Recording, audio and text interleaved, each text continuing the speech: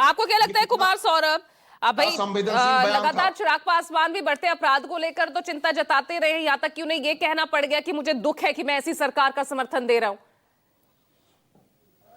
देखिए पूजा जी, मेरे नेता, मेरे राष्ट्रीय अध्यक्ष ने जो बातें कही हैं वो किसी भी राजनीतिक दल से जुड़ा एक संवेदनशील व्यक्ति यही कहेगा। जब 12 साल या 14 साल के बच्चे की इस प्रकार से निर्मम हत्या हो तो संवेदना के आधार पर कोई ये नहीं कह सकता कि ये अपराध की घटनाएं हैं जिसका स्वागत होना चाहिए।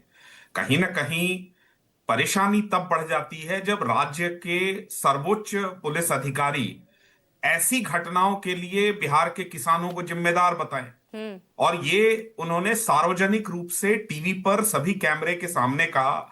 अब पीछे में वो माफी मांग लिए मुझे नहीं पता, बट उनको सामने आके कम से कम माफी मांगना चाहिए था जब इस प्रकार के असंवेदनशील बयान उन्होंने दिया था, जब बिहार की घटनाओं और अपराध के लिए वो बिहार के किसानों को जिम्मेदार बता रहे थे।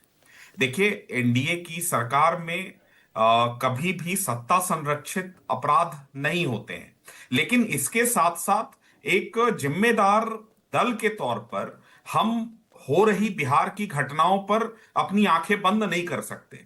जैसे मैं आपको एक एग्जांपल देता हूं कि 90 के दशक में कैसे जाति के आधार पर मुख्यमंत्री जी, तत्कालीन मुख्यमंत्री जी लोगों से उनका हाल पूछने जाया करते थे। मुझे याद है कि लगातार नरसंहार की घटनाएं होती थी और जाति विशेष की कोई घटना हो तो गेहूं के खेत में हेलीकॉप्टर उतर जाया करता था आदरणीय लालू प्रसाद यादव जी का।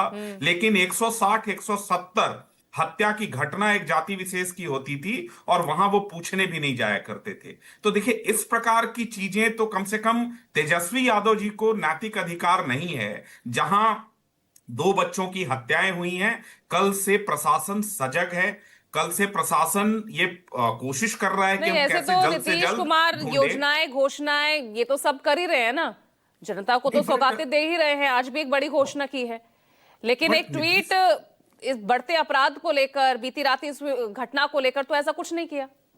देखिए, नीतीश कुमार जी या दोनों उप मुख्यमंत्री जो हैं भारतीय जनता पार्टी के या एनडीए के जो प्रमुख नेता हैं, वो किसी को तेजाब में नहलाए जाने वाले का नारा भी नहीं लगा रहे हैं अपनी कार्य समिति या किसी सार्वजनिक कार्यक्रम में। और आपके तो खुद के नेता चिराग पासवान, उनको भी तो धमकी मिली थी ना। यही हम कह रहे हैं कि कहीं ना कहीं प्रशासन के इकबाल पर हम सवाल उठा रहे हैं, हम सरकार पर सवाल नहीं उठा रहे हैं। तेजस्वी यादव जी को भी धमकी मिली होगी, अब अच्छा। मिली ही है, उन्होंने कहा। तो प्रशासन, पुलिस किसके हाथ में है कुमार सौरभ? देखिए, प्रशासन जो है जिनके भी हाथ में है, पुलिस का काम पुलिस ही करेगी, कोई नेता नहीं करेगा या आप नहीं करेंगे, कोई मीडिया कर्मी नहीं कर सकता है।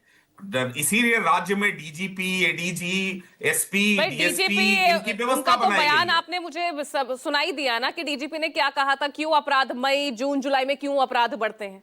तो इसीलिए ये एक जिम्मेदार दल के तौर पर हमारी भी जिम्मेदारी है कि पुलिस और कानून व्यवस्था को लेकर अगर कहीं कोई शक या संदेह है, लोगों के मन में ये पीड़ा है, तो हम उस पर सवाल उठाकर उनको ये कहें कि आप अपने काम को 100% सुनिश्चित करिए। ये हमारे नेता आदरणीय चिराग पासवान जी ने कहा। आपके लिए भी एक मजबूरी हो गया है ना, सवाल तो उठाएंगे लेकिन उससे आगे जाके कुछ कर नहीं पाएंगे।